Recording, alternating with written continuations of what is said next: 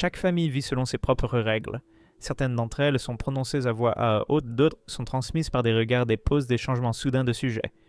Dans de telles règles se cache la principale force de la famille. Elle crée l'illusion de l'ordre.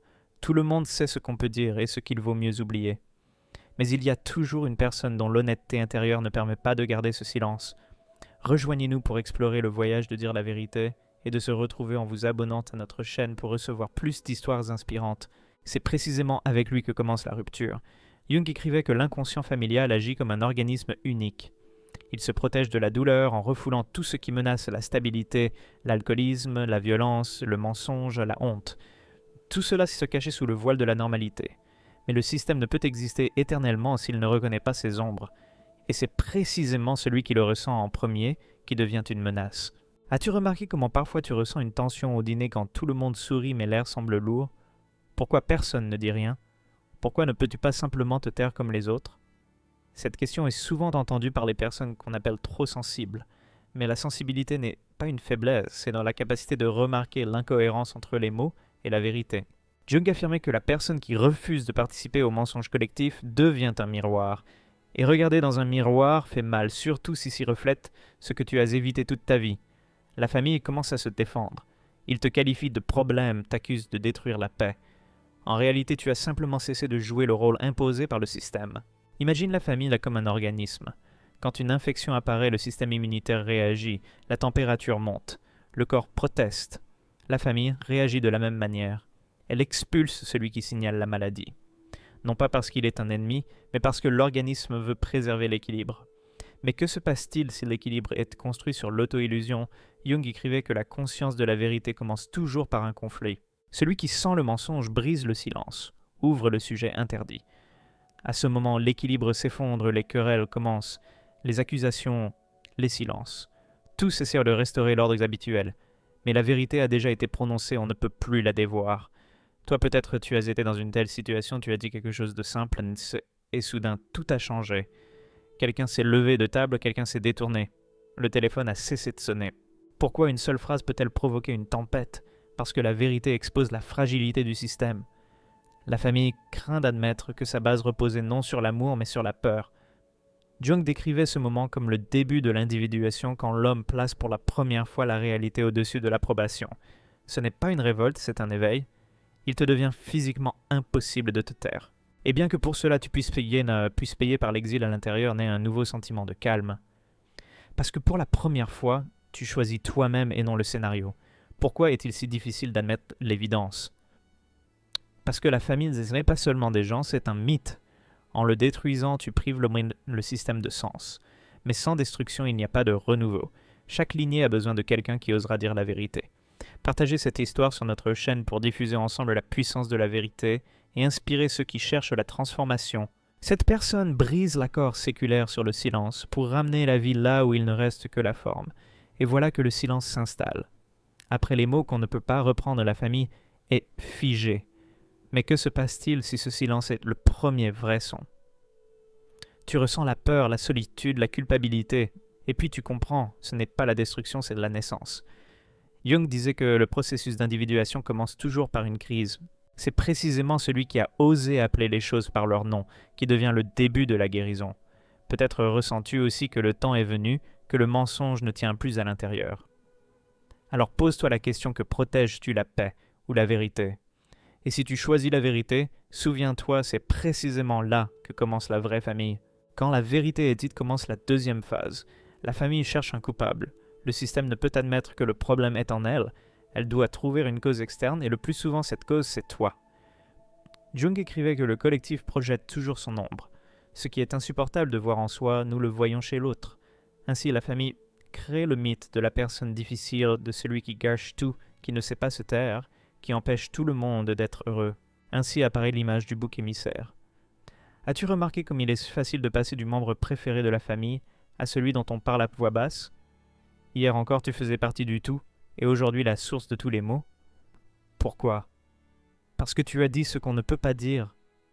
Quand une personne brise les règles du silence, elle devient un miroir reflétant l'ombre familiale. Jung écrivait que l'ombre, c'est ce que nous ne voulons pas reconnaître en nous. L'alcoolisme, le contrôle, l'hypocrisie, la dépendance, la honte. Tout cela vit dans chaque famille. Mais quand une personne le dit à voix haute, l'ombre devient visible. Et alors commence la défense. On te colle des étiquettes égoïstes, problématiques, psychologiquement instables. Ainsi, la famille préserve l'illusion. Si on t'enlève, tout redeviendra normal. As-tu entendu cela? Depuis qu'il s'est parti, c'est plus calme. Ce n'est pas la paix, c'est la paralysie. Le système a refoulé le signal d'alarme, mais la maladie reste. Quand la famille B dit que tout irait bien sans toi, elle dit « En réalité, nous ne sommes pas prêts à nous regarder ». Jung appelait ce processus le mécanisme de projection. La famille transfère sur toi tout ce qu'elle ne peut supporter en elle. Leur peur devient la tienne, leur colère la tienne, leur culpabilité la tienne. Ainsi, tu deviens le réceptacle de tout ce dont ils fuient. Beaucoup commencent à croire à ce rôle. Peut-être suis-je vraiment coupable, penses-tu, mais non, ce n'est pas ta faute. C'est la réaction défensive du système. Jung écrivait que l'homme conscient devient toujours d'abord un paria parce qu'il ne participe plus au mensonge collectif. Pourquoi ont-ils tant besoin de t'accuser? Parce qu'en reconnaissant ta justesse, ils devraient reconnaître leur propre participation à la destruction. Il faudrait toucher la vieille douleur que la famille enterrait pendant des décennies, sous une couche de convenance. Il a été plus facile de dire « tu es malade » que d'admettre « non, nous sommes tous malades ». Tu peux remarquer comment tous s'unissent contre toi. La mère, les frères, les tantes, même les parents sont éloignés. Ils racontent une seule histoire.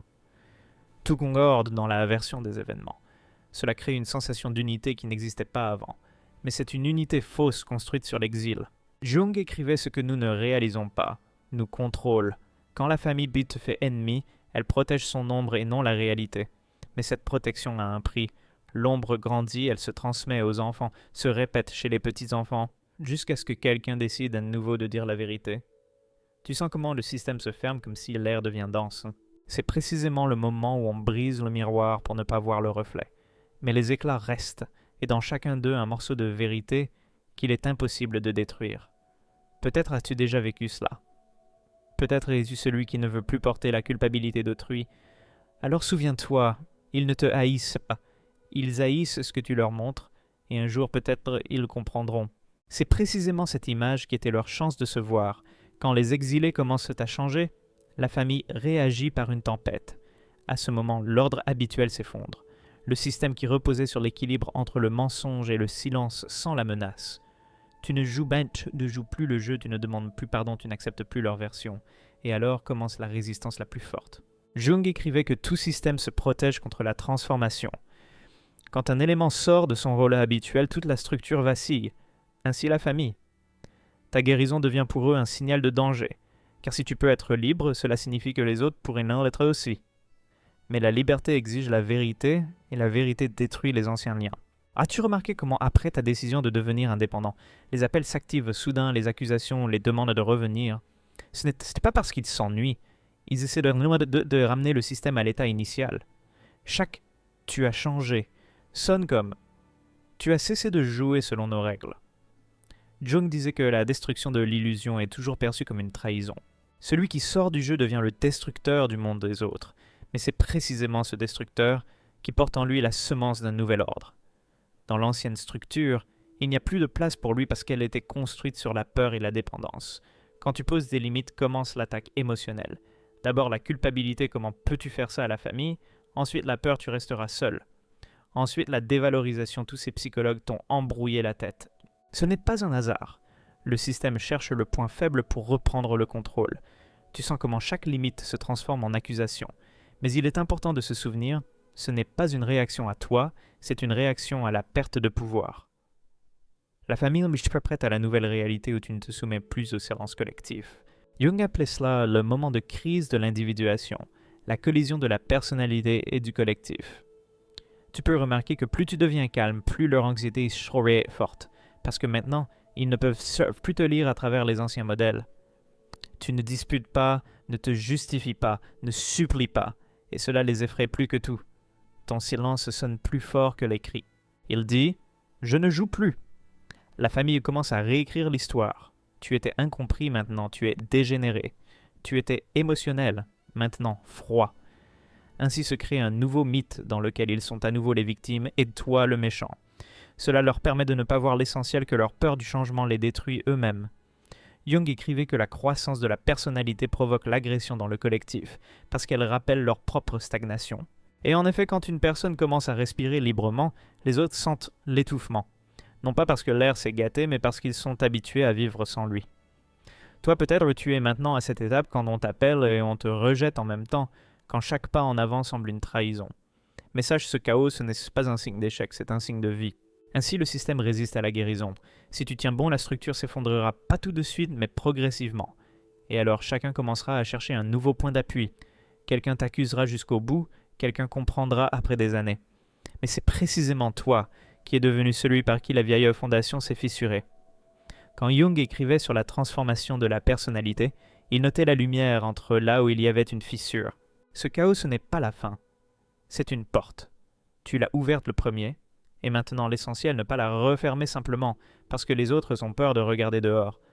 Arrive le moment où tu comprends que guérir la famille de l'intérieur est impossible. Toutes les tentatives d'expliquer, de prouver, de convaincre mènent à la même chose au mur. Alors vient la réalisation. La seule façon de changer le système, en sortir, ce n'est pas une fuite, c'est un acte de survie. Jung écrivait que chaque personnalité tôt ou tard se confronte à la nécessité de se séparer de l'inconscient collectif. Tant que tu es à l'intérieur, tu joues selon les scénarios des autres. Quand tu sors, tu commences à écrire le tien. C'est précisément le point où la douleur se transforme en force. Tu commençais à remarquer tes propres répétitions, ces mêmes phrases qui t'ont blessé, l'habitude de te taire pour ne pas causer d'irritation. La peur de dire « non, tout cela n'est pas à toi, c'est l'héritage ». Il se transmettait pendant des années jusqu'à ce que quelqu'un décide de l'arrêter. Et maintenant, cet homme, c'est toi. Jung appelait cela la rupture avec l'archétype familial. C'est un processus difficile et honnête. Tu vois comment en toi revivent dans les rôles habituels, sauveur silencieux, complaisant. Et chaque fois, tu choisis autrement se taire, ou dire se courber, ou se tenir droit, sourire, ou admettre que ça fait mal.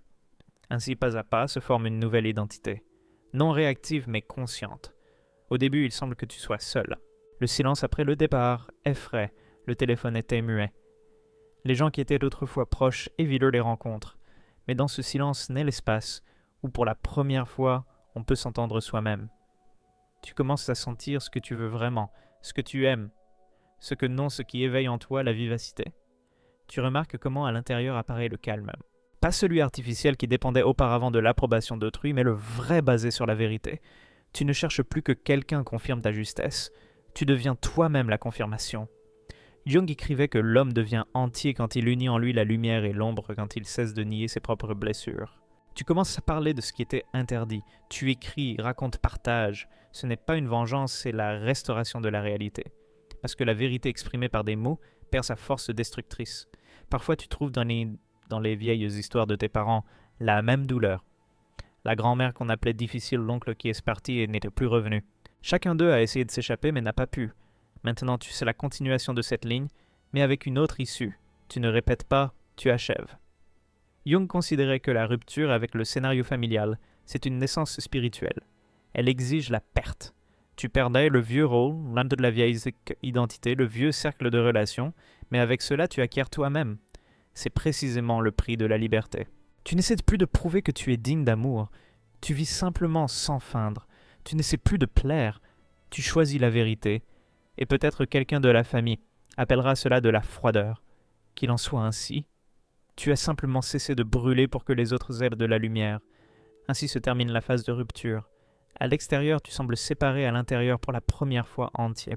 Jung écrivait seulement: celui qui a osé quitter la maison peut un jour revenir vraiment. Tu es déjà sur ce chemin et ce chemin ne mène plus en arrière. Le temps passe. Tu n'attends plus que quelqu'un comprenne ou demande pardon. Tu vis simplement. Et soudain se produisent des choses que tu n'attendais pas.